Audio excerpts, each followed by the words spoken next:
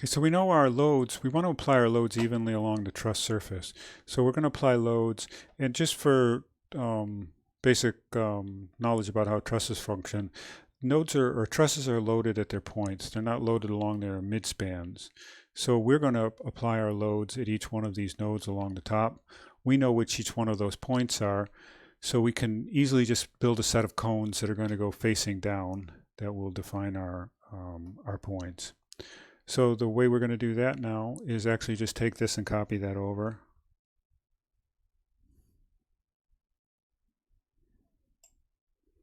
And we'll call this loads.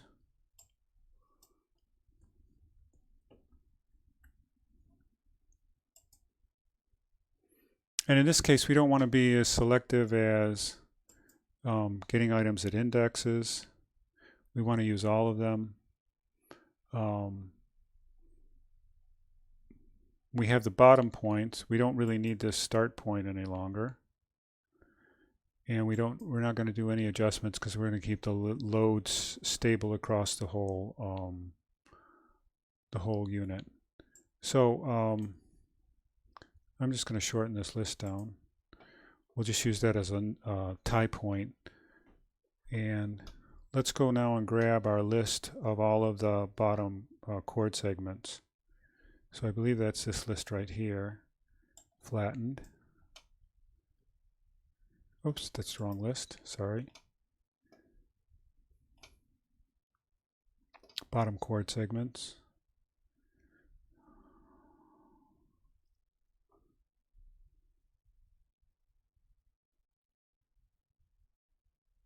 I'm a little confused here, so I'm sitting here and thinking about where I'm grabbing this from.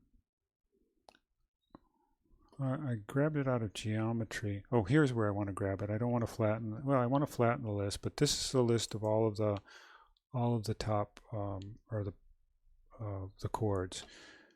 So let's just grab this. Try to confirm that in a second here. I notice I've dropped out the top of these chords here. I don't know whether I created an error there somewhere. I'll have to go back and check that out. So I'm going to drag this into the watch list. Feed this into here, and we're getting all of our top points established, except they're in the wrong direction. And so I'm going to change this now to, I'm going to just delete this, and now they're facing in the right direction. And they look a little funny. They look like they're actually two, they're not like an arrow. So I'm going to just do a code block again. Oops.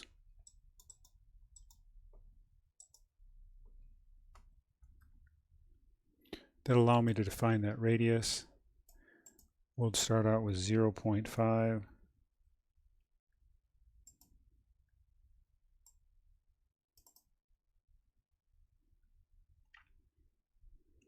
And there's one other thing we could do. We could add some color to these.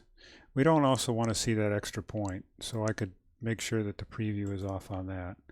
You notice how that had a point there. So I've turned that off. I'll just show you again, just to clean up our visuals. And now I've got to go back and figure out how I dropped those top ones. I must have unhooked a wire somewhere along the lines. So we'll pick that up. Let me just show you one other thing we can do here. We could add some color to these cones by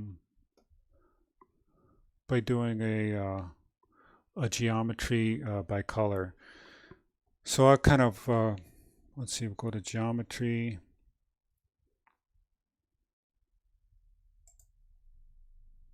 I'm not seeing it, so I'll give you the shortcuts for it.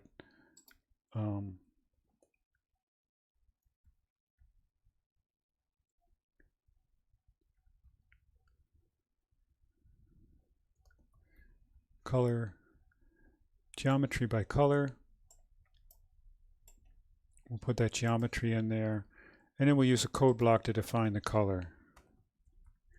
And this is a bit cryptic, but I'll write it just because it allows us to quickly define a color. So I'll go, it's ds core dot color dot by ARGB And then you can just type in any numbers you want. Let me actually just, I'm sorry, I'm saying that, but you can't really read it. So it's DS core date time dot color.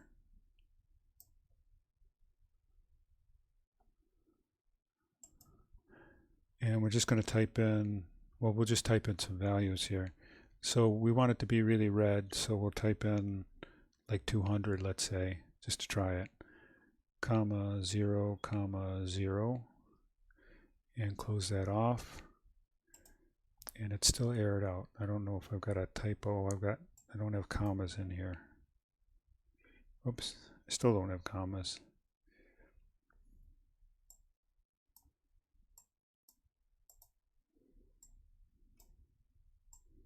Feed that color in. Let's turn this color off. And there we have kind of a weak. So this A must be intensity. Let's try 200. There we go. All right, so that's just a code block that allows us to enter a color value. I don't know if it actually states what the color would be or shows you. And then you just feed the geometry in. And the problem you might have is if this geometry is still previewing, it'll look gray. So you want to make sure you unpreview that. So I've got to go back and troubleshoot why I've lost my other 3 points there. I must have disconnected a wire, and we'll catch that on the next clip.